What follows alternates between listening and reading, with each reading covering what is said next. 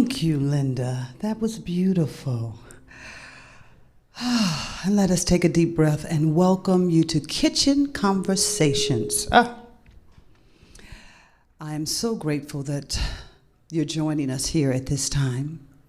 And we have an amazing panel that they're going to enlighten, encourage, inspire, and create more divine curiosity. Curiosity. It's in there somewhere. But before we do that, I love this song because it talks about the breath of God, the essence of spirit, that divine connection.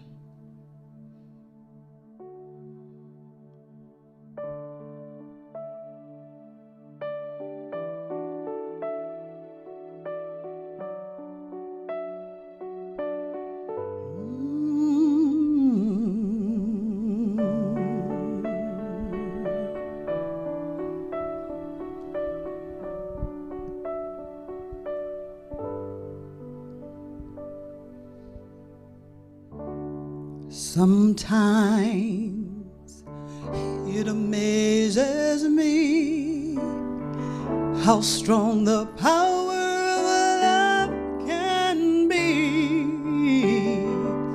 Sometimes you just take my breath away.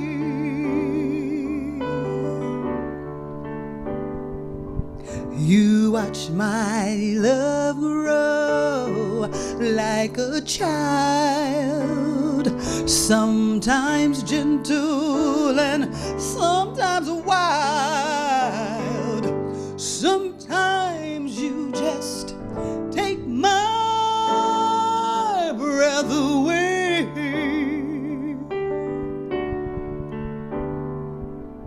And it's too good to slip by, it's too good to lose,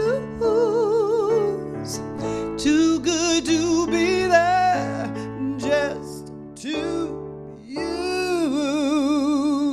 I'm gonna stand on the mountaintop and tell the news that you take my breath away.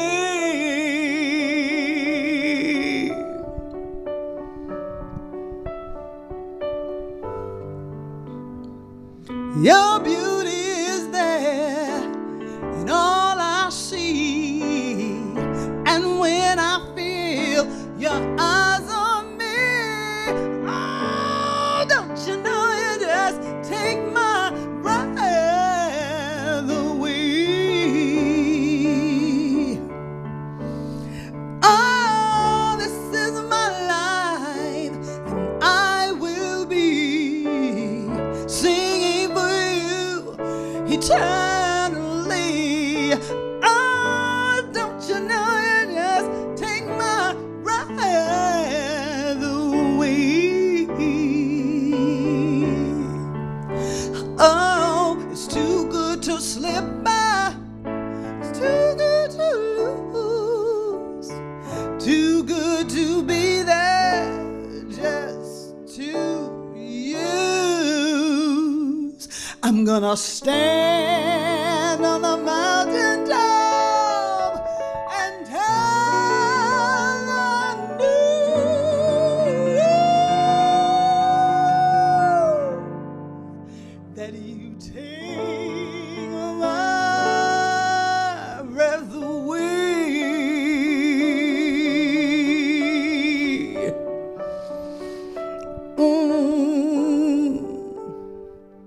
Your beauty is there in all I see, and when I feel your eyes on me, ah, don't you know you just take my breath away.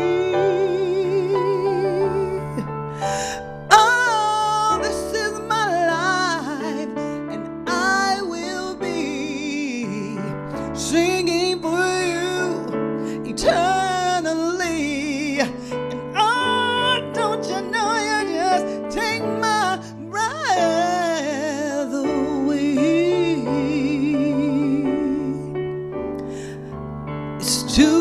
to slip by, it's to lose. Too good to be there, just to use. I'm gonna stand on my mountain top, and I'll tell the news that you take my breath away.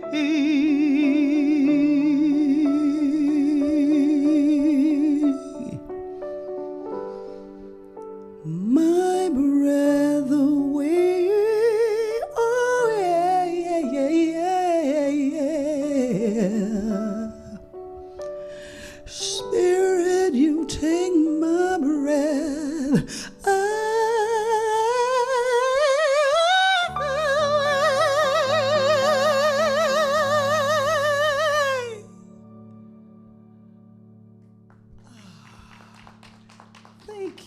Thank you, Linda. That was sweet. So what we like to do here before we get started is have a blessing, to bless the divine evening, to lay forth this essence of love and joy, to support and surround each and every one of us in this divine space. So right where you are, be it at home or here, let's take a breath and let's breathe into all that is, whatever that is for you. Let's breathe into that space, that divine infinite intelligence, the presence, whatever you call it. Let's breathe into this knowingness that this divine opportunity to grow our consciousness, to expand in the ever-growingness of humankind, to embrace that human beings are all centered in the love and presence of God, individualized in this divine journey we call life. So we give thanks and praise for everyone that's doing the work out there to open us up, to expand us to a greater possibility, to push us forward, and to nudge the infinite button that the soul is calling forth to say, yes, I am, we can, and we will. And with this knowingness, we know that it's not only for us, but it is for the entire global expression.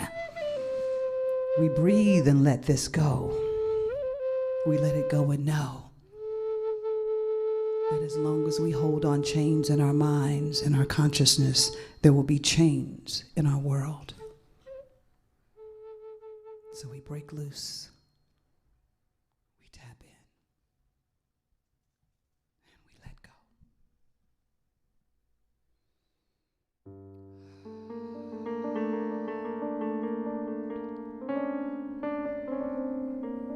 So as we get ready for tonight, our beautiful moderator, Carolyn Floyd. Yes, you can clap out loud, Barrage.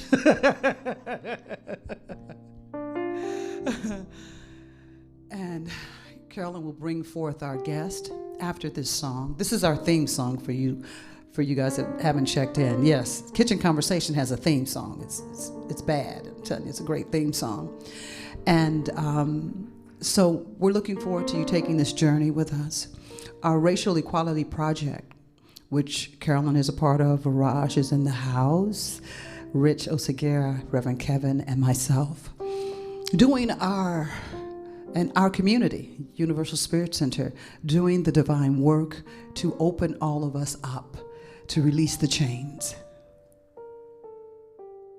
Well, you better listen, my sister and brother, 'cause if you do, you hear the voices that are calling across the years, and they're crying across the ocean, and they're crying across the land, and we will until we we all understand that none of us are free. None of us are free. None of us are free. If one of us in chains, none of us are free. Oh, there are people in the dark, and they just won't see the light. If you don't say it's wrong, that says it's right. We've got to give to our brothers. Gotta show 'em that we care. Got to get the message out loud and clear that none of us are free. None of us are free. None of us are free. If one of us in chains, none of us are free. None of us are free. None of us are free. None of us are free. If one of us, if one of us is in chains, don't you know we're not free?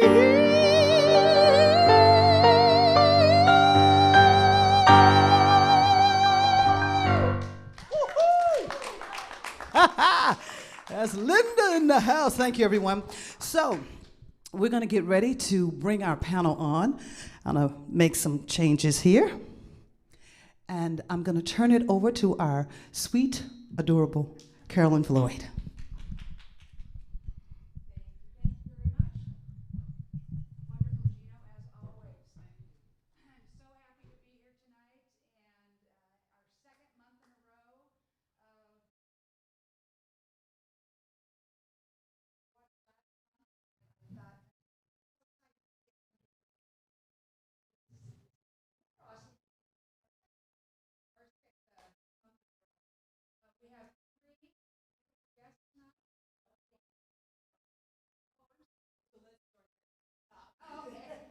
Sorry, I forgot to turn myself on.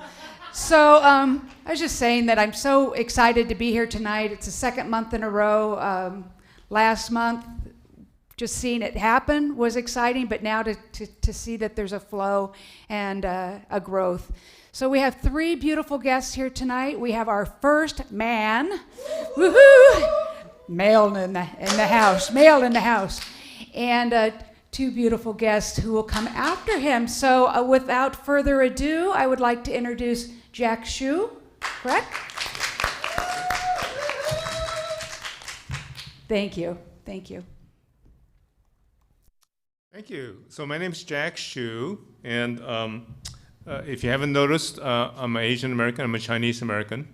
So I wanted to share some stories with you about some of my experiences, two short stories, and then some of my thoughts about that, and we'll go on and maybe talk about a little bit about politics and institutional racism.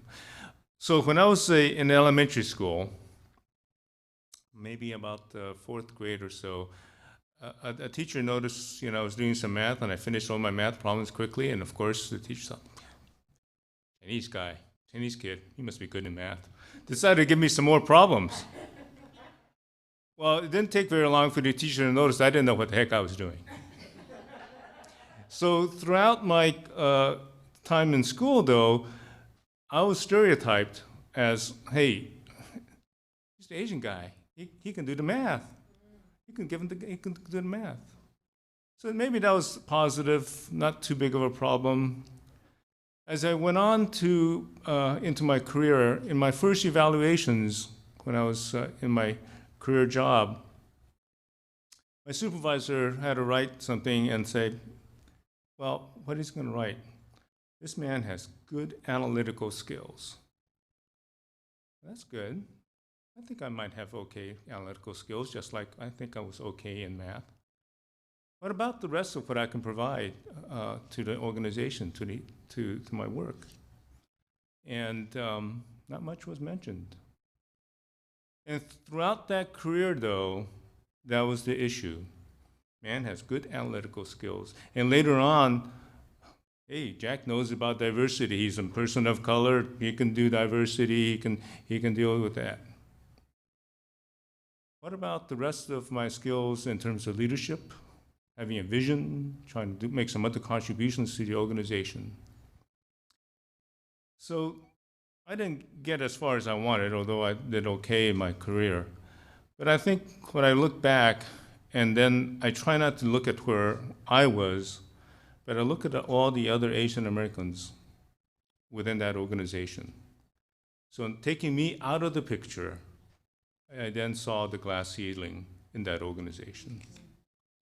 And I think that's important to do, is take yourself out of the picture and look at the situation. And if there's an issue, then there's an issue. So I think that's one lesson I had in terms of facing discrimination, really. It is not right to stereotype somebody because of their race, because of their background. I should have been evaluated like everyone else. And unfortunately, at times, I may have been evaluated on how well I assimilated to the entire group. And that's another part of racism. I'd like to talk a bit about what we've been facing, for Asian Americans has been facing actually for hundreds of years in North America, but in the recent hate crimes and increase in hate crimes in North America, in America. So there's podcasts I listened to in the last few months, and one of them was a podcast of some women that were expressing what they're experiencing in this time. The person who was speaking was an Asian woman who was talking about her experience with her mother, who did not speak English very well, who was a recent immigrant. And what she said was, you know, she worried about her mother getting hurt and getting knocked down in the community. So she calls her mother up and finally broached the subject. Hey, Mom, are you going to be okay? Are you taking care of yourself and watching where you're going? Because, you know, there are people out there trying to hurt Asian Americans, particularly Asian seniors, Asian women. And the mother responded back to her daughter and said, you know, I'm okay. I'm just fine. Don't worry about me. I'm okay. But, you know, when you go out, you're younger, your English is better than mine. You speak up louder. You speak up louder so other people can hear and know that you're really American. That's the kind of severe racism, what that causes. How crazy. This mother was just as much as American as her daughter, but worries about her daughter being hurt if she doesn't speak up loud enough and be more like American. When these hate crimes occur throughout the United States, and elderly women are being knocked down, one of the first cases was in Brooklyn, where there was a report of an elderly woman in Brooklyn. This is start of 2020. Her shirt was set on fire. You know, I have my youngest daughter lives in Brooklyn. So, you know, when I was thinking as a parent, my daughter is living around this community in which Asian women are getting their shirts set on fire. We're not safe. You see, just like with other people of color, or anyone, when you see someone that is like you or like your family get hurt, they're not hurting that other person, they're hurting you. So when a woman of color or anyone sees that, I think that there's that relationship, that's that tie. So when I see in San Francisco an Asian senior woman get knocked down, get kicked on the ground, that's not just any other person. That's my mother. That's my mother that just got knocked down, or my sister. And that's how we should see it. In fact, we should all see it as one of our members of our family. So racism and all this, it gets deep, and it's personal. In San Diego, we have another issue with regards to politics. So recently, you may know, I got elected to be a city councilman. Yay. It was very odd. But in any case, that's another story that I have to go into another time. But in terms of representation, there is an issue in our area, in the San Diego region. Asian Americans and the Pacific Islander population is about 13% of the population. Yet, we have literally a handful of elected officials, a few elected into school boards. And then our mayor of San Diego, that is part Asian Filipino. And then there's me. And that's it. We're severely underrepresented. And that's something that a lot of people don't realize, that the Asian community, again, is invisible. The Asian political community is invisible. And as a consequence, we're going to have a harder time dealing with institutional racism, whether it's for Asian Americans and Pacific Islanders or for all people of color. Something we need to pay attention to and address at some point as we go forward. Thank you. I do have one question. Sure. Yes. I understand.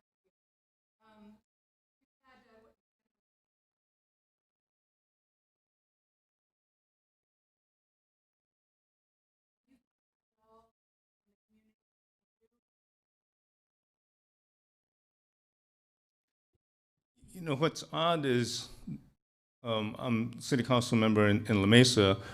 Asians make up about 5% of the population. Actually, it's actually not a well-represented community. Like other Asians and Pacific Islanders have been elected in California, they're from communities in which there's a very large number, a lot higher percentage, maybe 20, 30, 40, up to 50%. So it's kind of odd for me to get into office.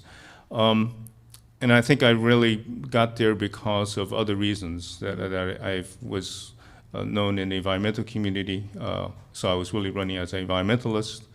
I was also known for dealing with police issues and trying to reform law enforcement and deal with a lot of the problems within law enforcement. So those were my campaign items.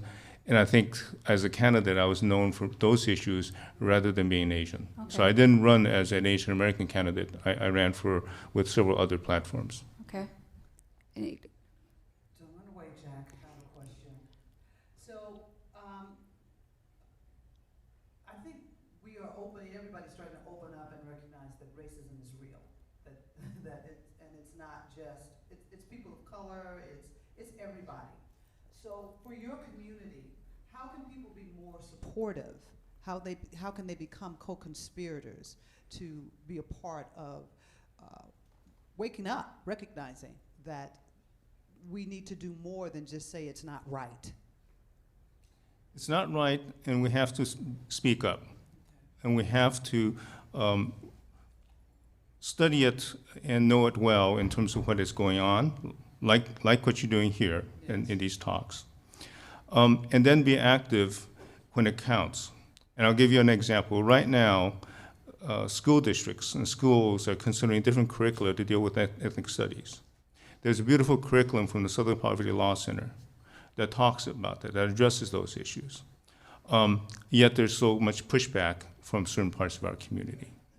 And that's where people can write letters, can testify in public meetings, and a number of ways to change that perspective and push that further, along with the ethnic studies program that California is moving ahead with in higher education. But all of that begins very little. Right. When you're very young, right. Including those Dr. Seuss books. Yes. So I think that's what we have to call it, is we are taught, right? We know this. Yes. Babies and kids are not racist. We are taught racism, and most of that is done in very subtle ways with movies, books, and stories, and then as they get older, it gets even worse by elements within our community. So we need to fight back, as well as change the institutional racism that is built into our laws, our law enforcement, and our institutions, whether it's education, the healthcare system, to any corporation. And that takes involvement in actually changing that infrastructure and changing the narratives that those organizations work with. I'm in absolute complete agreement with you. And hold, stop running away, Jack. Where are you running to? Just one last thing. I'd love to get that information so that we at Universal Spirit Center can post that on our webpage so that we can help be a co-conspirator. So please make sure Viraj or Carolyn gets the information of whom we need to write to, send to let them know that we are aware. And I just want people to know, this happened maybe a month ago. There was a man speaking about an Asian American, but he called them an Oriental. Oh. And so I would just really love for you to address that. That is a derogatory statement.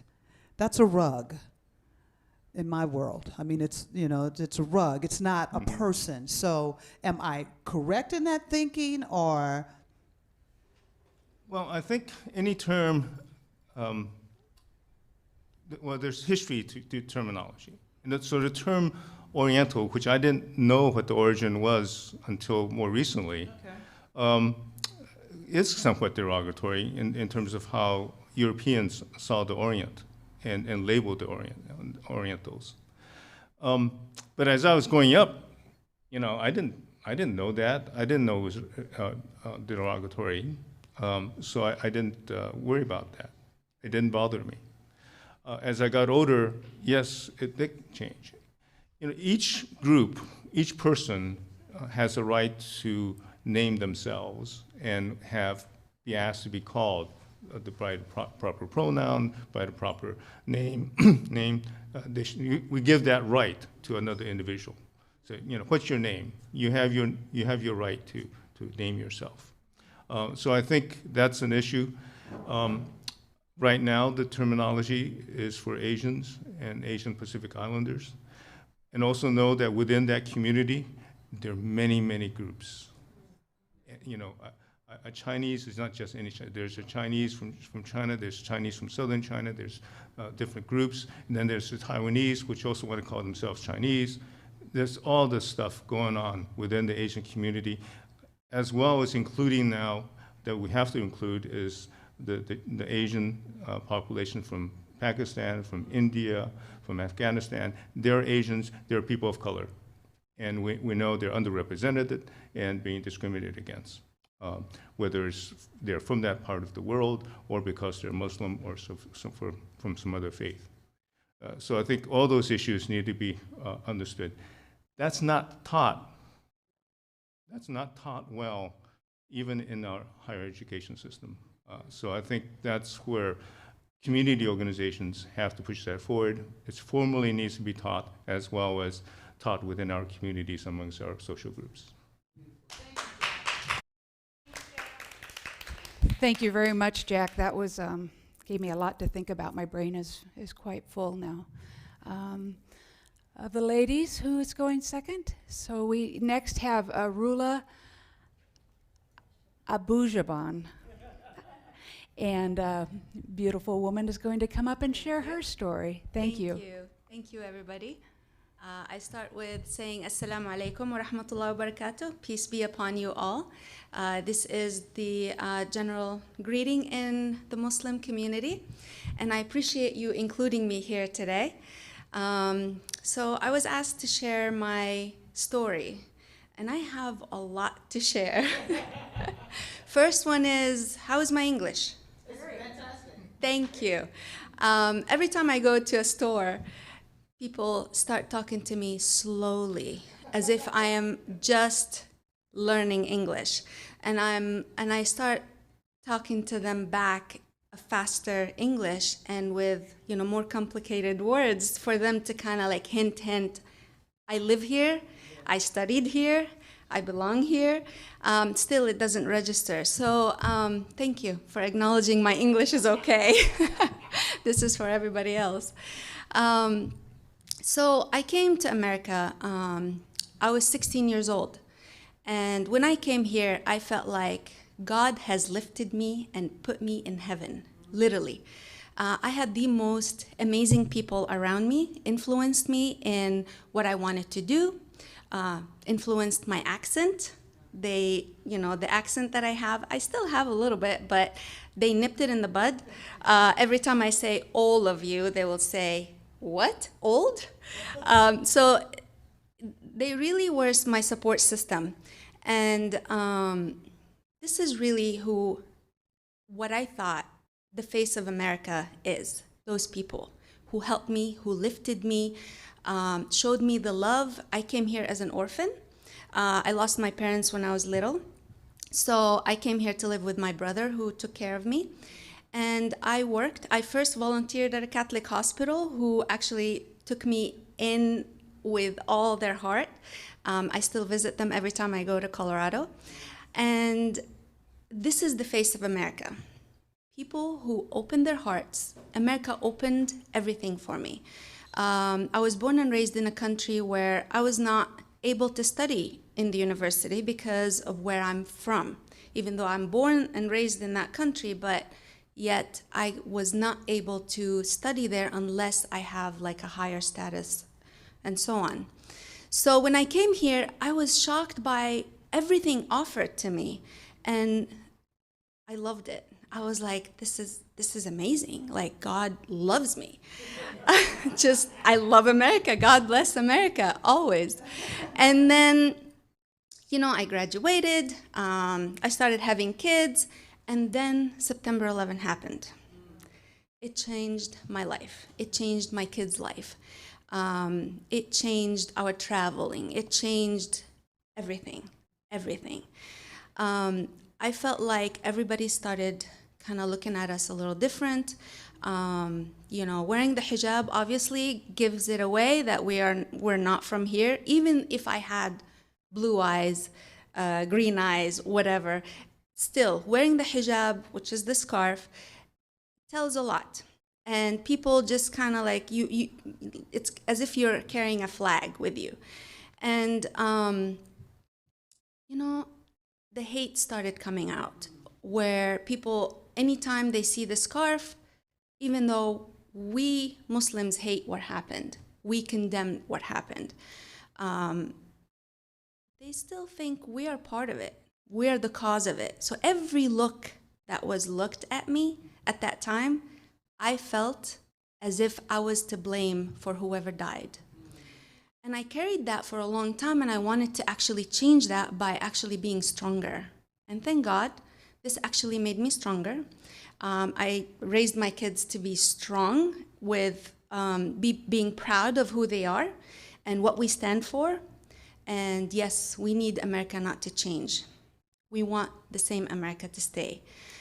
However, on the years that, passed, I've had a lot of hate episodes. That one time, just Costco, that I was going with my cart in the parking lot, just going to my car, where somebody just, opens their window, a young guy. Like, you would think an older people or something, older mentality, maybe I would give every benefit, the benefit of the doubt for somebody who maybe lost somebody so close. Okay, whatever, even though it's not really, but I gave everybody the benefit of the doubt.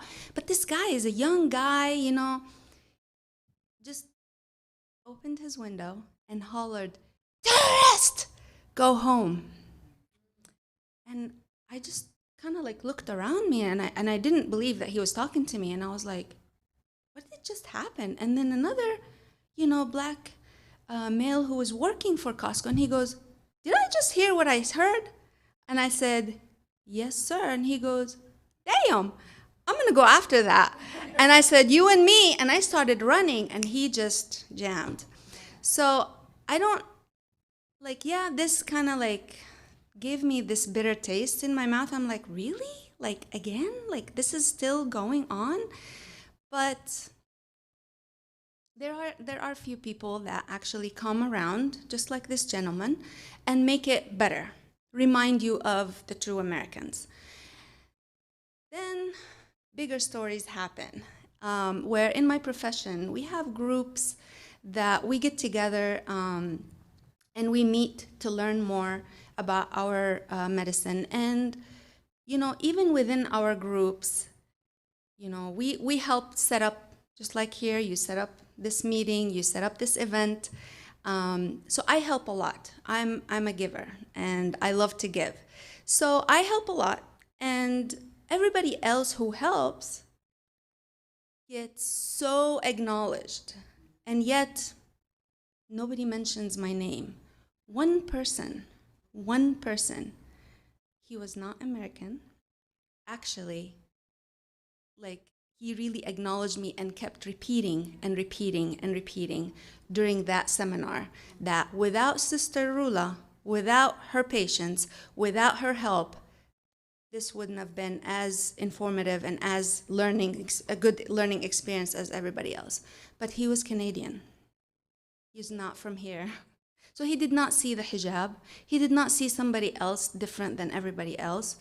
And I just looked at everybody else and I said, wow, this is the first time my name was mentioned. Even though I helped a lot bringing massage tables and bringing whatever is needed, it felt really good. It's kind of like, hey, in your face kind of thing.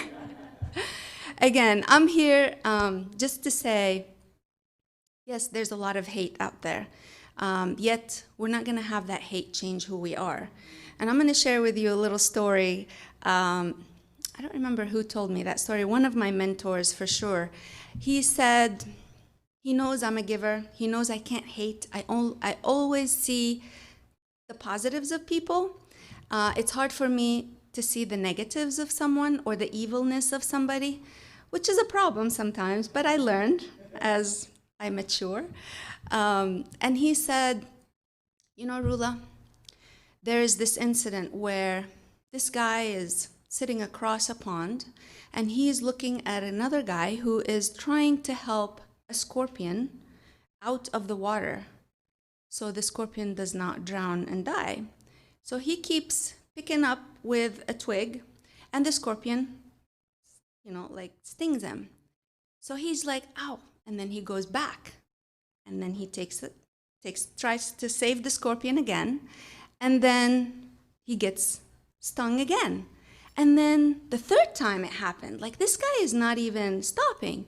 So the guy went around and he told him, are you dumb? Why you keep, saving something that actually is poisonous for you? And he says, well, I'm not going to let his poisonous nature change my good nature.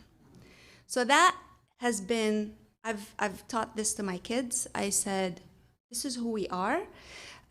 People will change, hopefully. We can't change everybody.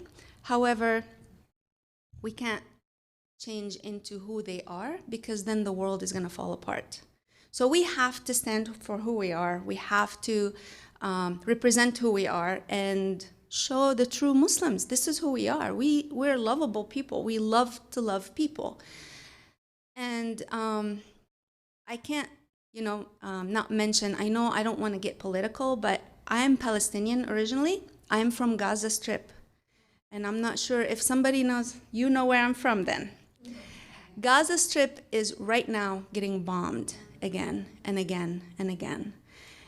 Palestinian children, women, have been bombed in the last 73 years. And yet, the first time that I see people waking up a little bit and thinking, what's happening in Palestine? Just recently. I don't know why is it okay for people to see, someone else's children die with white phosphorus. Some other children cannot go to their mosque, which is like a church. They block people from going to work. Why is it okay and not a lot of people standing up for them as humans. Forget about what race they are, what nationality, what religion they are, even though we have the three religions there. This is the country that actually, the three religions, for many years, they lived together. And I have to say, I think more and more people are waking up right now, and thank you so much for this, because then we can actually speak up. Before, everybody was not able to speak up, because then you will actually, something bad will happen to you. So this is great. Thank you so much for having me here. And I hope we continue sharing the love and the positivity. And like I said, this made me stronger than just to break me down. So, and that's it. Thank you. Thank you. Thank you. I have a question. Okay, sure. So you mentioned your kids, and do they wear the hijab? So I have boys, three boys. Okay. I have a lot of friends though who their daughters wear the hijab, and they were terrified going out after September 11. Anything that happens, any disaster that happens, and we don't know who caused it, we hide. Like the women try to hide, and the men are trying to protect. I don't never hide. I'm like, I'm gonna go out. There's nothing I'm afraid of. Yeah, thank you. I love that. Yeah, nothing's gonna stop me from going And out. I love how you say the two Americans. I think that says it so beautifully, because there are definitely people here in America that love people. Yeah. And the other Americans, I don't think, I would say that it's not that they don't love people, they're just afraid. So I loved your positive, and the story about the spiders, really cool. Yeah. How can people best support you? So there's a lot going on right now. Yes. There's actually certain groups that I'm happy to share with I you would love that. to keep up with what really is going on, because the American news, let's face it, it's not really telling the truth. So there are certain news groups that you can actually follow to know, and then we have a lot of where we go and protest. Okay. We write letters. Nice. This is the first time we have two females in the house that are Muslims and represent us. So we have hopefully bright future. So yeah, we write to them. We demand the rights as Americans here. Yes. So yeah, I will share all that with you. Beautiful. Love Yeah. that. And just one last thing. I think sometimes the name Muslim for people frightens them, Yeah. because of all of the stories, the lies. What would you say to someone when they hear and see you and that, oh, you're a Muslim? What would you say for them to understand that you are a human being? So a Muslim is a person who follows Islam. Islam is an Arabic word which means surrender. And we are surrendering to God. When you surrender to God, there is nothing that you do that harm whatever God created. So this is the true Muslims. Now, yes, there are extremists that go off, and unfortunately the media just show those people. However, they're not Muslims. So basically I would say, no, Muslims are the most loving people, the most hospitable people. I wanted to bring you dinner here tonight. I'm a great cook. I came from work. I promise you one day I will. But we are very hospitable. This is who we are. Any country you go to, like even if you go to Palestine, where you go to people where they are hurting because the work is not right and work is not good there, they will invite you over. They want you to come over and sleep over, and they will take you as family. And this is what I tell my patients. And by the way, I'm a doctor of Chinese medicine, so I love to help people. This is my second career. I was a chemist before, and I changed into Chinese medicine because I was getting treatments and I wanted actually other people to know about this great medicine, ancient medicine. which also falls in my beliefs, you know, in the Muslim beliefs. We actually share a lot of the medicine. Our Prophet actually traveled on the Silk Road, and we have a lot of similarities. So I actually would love to benefit whoever you know that needs this. So yeah, this is who we are. I'm Muslim. Thank you. Thank you so much. Thank you.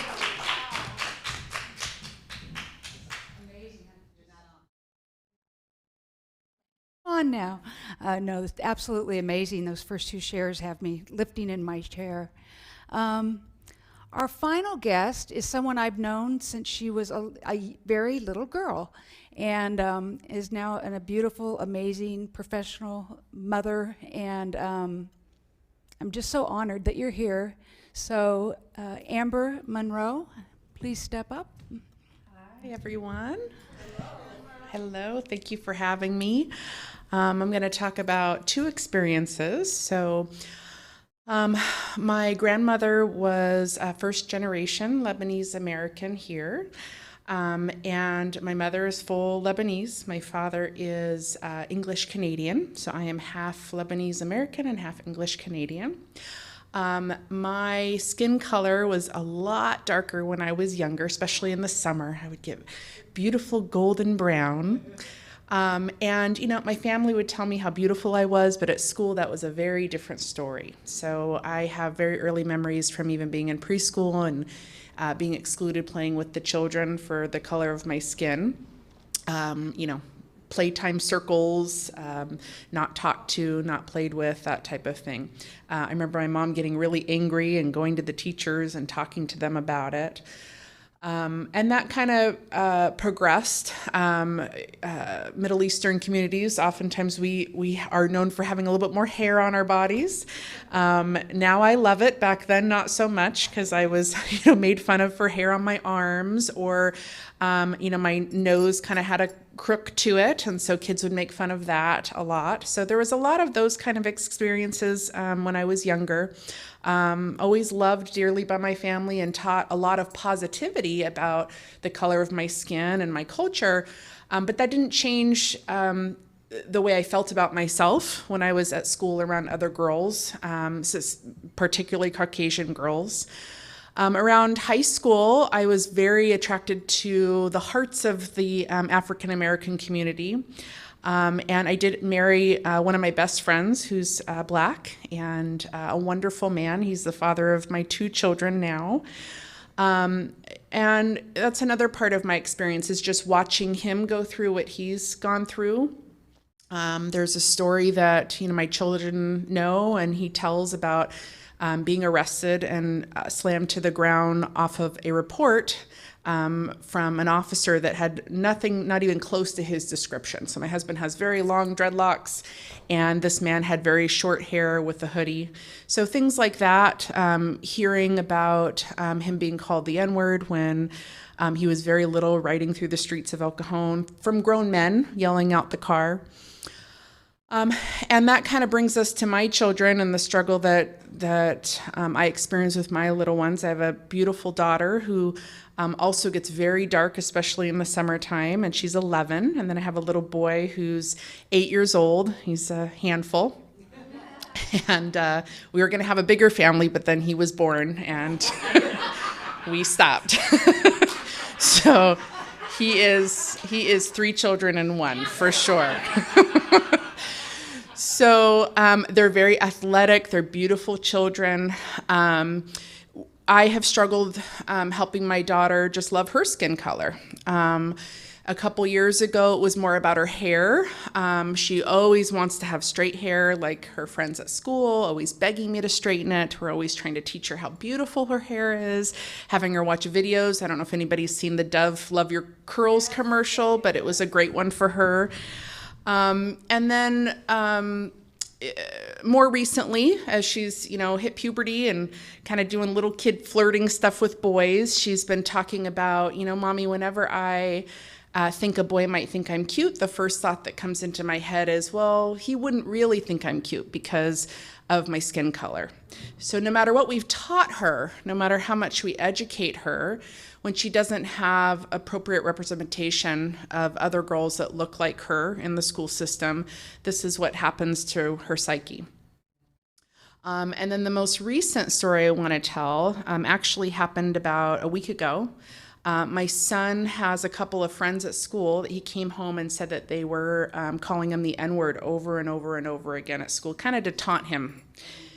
And, you know, they're 8. I don't even know if they know what that means, but I know they're hearing it somewhere. And this was also, I mean, either way is not okay, but this was also not with the A at the end. This was with the ER at the end of that word. So it was extremely derogatory. And we were kind of coaching him on what to do and how to talk to the teachers. And then he came home to play video games, and he had his little headphone mic on. And my husband took the mic to try to change some settings. And my husband heard these 2 boys say it in the mic about 10 different times, over and over and over again. So my husband then said, okay, this is Elliot's father, and you're in big trouble now. Now you have me really upset. This is completely inappropriate. You're not going to be talking like that to my son ever. And dead silence, right? So we did contact the principal, the teacher, the parents. One parent responded and said, I'm so sorry, that's completely inappropriate. The principal responded and said that. And one of the little boys did come up to Elliot and apologize and say, I'm so sorry, I didn't know what it means. Please forgive me, I'll never say it again. The other, and that is the same parent that apologized to us. And the other little boy said nothing, and the other parent said nothing. And the principal, although she handled it, did not get back to us, which I'm a little bit disappointed in, right? Because this was kind of heartbreaking for our family. So, you know, I, as a mother, struggle as it is, you know, teaching children without these issues, right? To love themselves, to be strong, to take pride in their body. I'm a therapist. I work with eating disorders primarily, so I am very big on body positivity. So that's always been preached in our house since very little, right? We're not thin, we're not fat, we're just are, right? And so this is this added dynamic that's very heartbreaking for me to watch my children, who are very loved and very intelligent and very compassionate, have these experiences at school. So that's my story. What I ask is that you teach your babies. That's what I ask. I ask that you help them understand what mixed children feel like inside, how they don't often feel like they fit in with either culture, how they struggle with the texture of their hair and the tone of their skin, and what it feels like to be called names like that, or to be looked at in a way that's not normal, right? So I would say that is my story. Thank you. Turn the mic on. Breaks my heart because, you know, those beautiful little babies. They are. Auntie Carolyn wants to go jump in. What do you see out in the media or TV, or what resources or shows? I have grandkids, so what is a positive influence that's out there available to your kids that would be appropriate for my grandkids to watch or see or experience? You know, I love right now, even on Netflix, there's a lot of movies. They even have a category of, you know, Black history or Black stories or Black, you know, movies, right? And I think that's a beautiful place to start, right? I think that people just don't even know history, you know, the basic history, right? And how, you know, it really wasn't that long ago at all. I mean, it's still now, right? Every day. But, you know, right, absolutely. So I would say that's a good resource. I find that there are more shows out now that highlight differences in children, you know, culturally, physically. And so I encourage them to, you know, look that way. Even, you know, when Zaya was little, my daughter was little, she would always want the white baby doll, right, with the straight hair. And we would encourage her to have, you know, black baby dolls or mixed colored baby dolls. But when she only has a certain culture around her for the majority. I mean, there's a couple kids here and there, but the majority of what she sees are, Caucasian girls, right? So, I would encourage, for your children to also get mixed, babies or different cultures, right? Instead of just their own. I mean, nothing wrong with getting their own either, right? Right? But to be able to help, kind of break the chains of the mind of what this is all about. Oh, thank you. Wow, I resonate in so many areas, especially with children of color, accepting. I even think that the phrase children of color, and I have said in my family, no more will we consider ourselves minorities, because that means we're subpar to someone. So my heart goes out to the babies, because the majority, or what they share as the majority, you see on TV and in commercials, are our white brothers and sisters. Yes. And so as young people, I get it's hard for young ones to see themselves. And I love that you reached out to the principal. So I would ask that, do you feel that there's other things that you can do with the school to help them bring it to the forefront? To even, I have to say, our sweet Sarah over there, who's a principal, had a similar situation, and I think you did a conference thing with the school, which really kind of brought everybody in on it, because it's not just happening to them. Yes. It's happening everywhere. So I just want to know what you feel about that. It's really not a question. It's just I think that's comment. a great idea. Honestly, I think it's a really good idea, and thank you for that. I think I'm gonna ask her. Because I think that makes them also become accountable. Yes. Absolutely. And to participate, whether it's kicking or screaming. Yeah, absolutely. And I think you're right. They're uncomfortable conversations, and nobody wants to feel like that's happening in their school, right?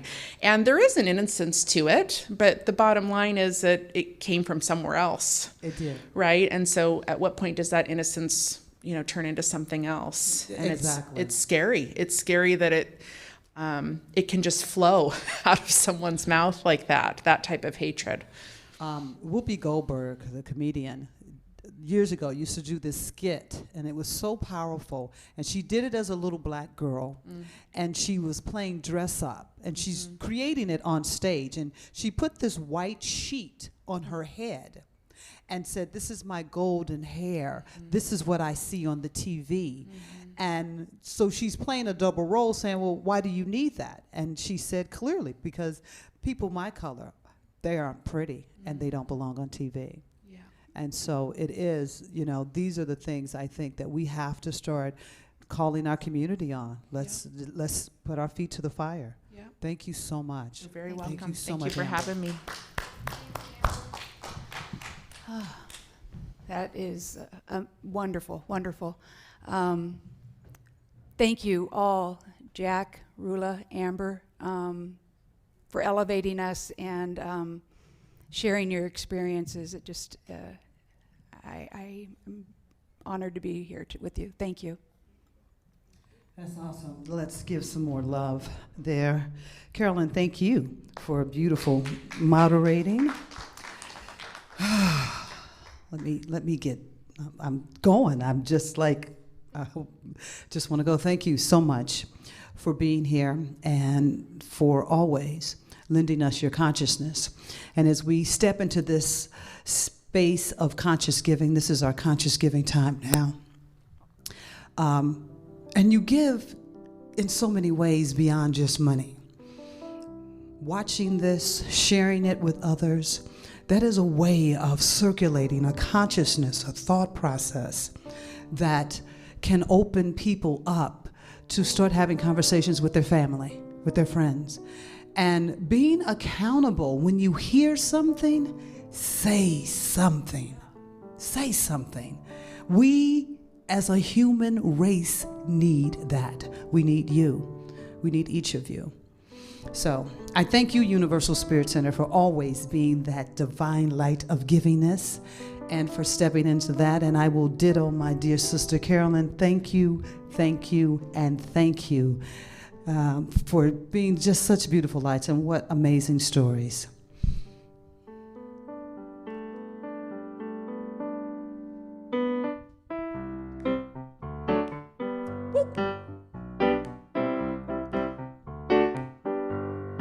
I see joy, I see peace, I see the beauty surrounding me. I see love in every step I breathe. I see God in everything. I feel happiness, I feel freedom, I feel the beauty that lives in me. I feel perfection in what life brings. I feel God in everything.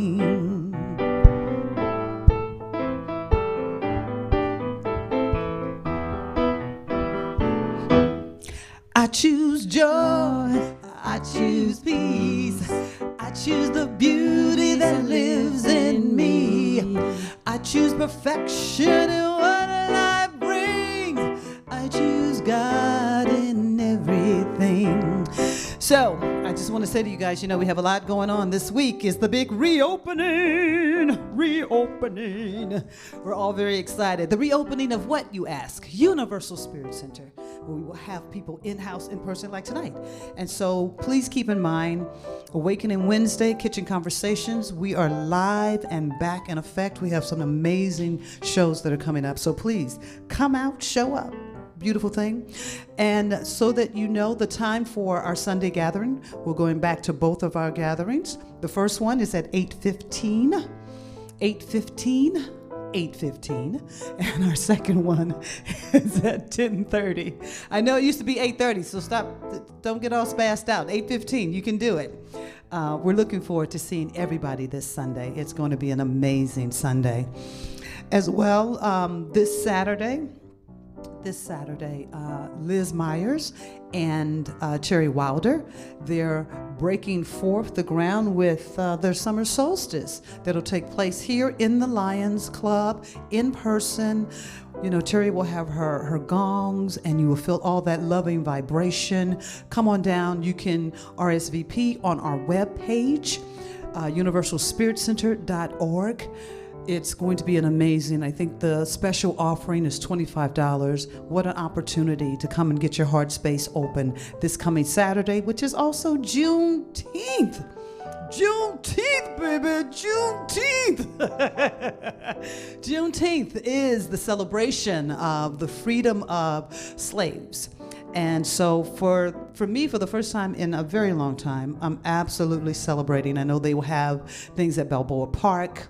We also have on our webpage for our Racial Equality Project.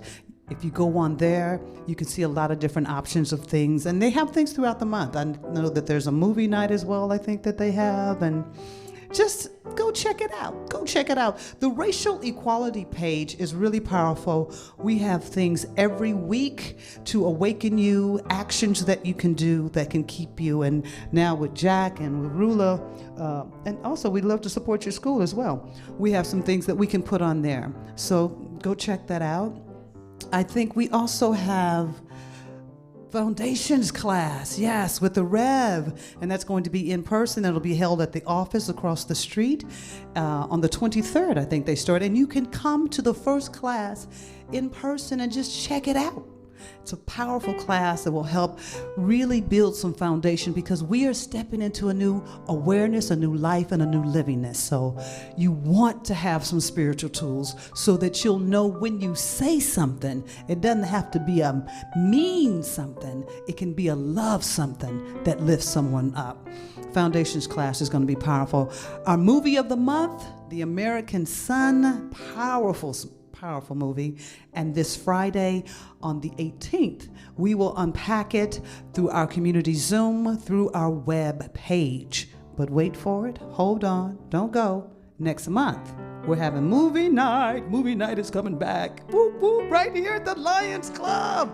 The third Friday of the month, we will have an in-person with popcorn, jujubes, M&Ms, all that good stuff. So, yes. And I think that's it. Is that it for our announcements? Very good. So, I know we're running just a little bit over, but it was worth it. Thank you for your time, your patience, and your love. We're. Let's give some love to Sarah Adams running the production in the house. Sarah, Bob on the sound. He's got his headset on. He looks so official over there. And as always, our sweet Linda on piano, just doing the thing, doing the thing. Thank you so much. We give thanks and praise for each of you. Thank you for all of your givingness and for all that you are. It is with divine love and joy that Universal Spirit Center stands in this space, that we will see a new world, and we'll see it together with you. Peace and blessings, everyone. I feel joy, I feel peace, I feel the beauty surrounding me. I feel love in every breath I breathe. I feel God in everything. I feel happiness, I feel freedom, I feel the beauty that lives in me. I feel perfection in what life brings. I feel God in everything. Namaste, namaste, namaste, namaste, namaste. Peace and blessings.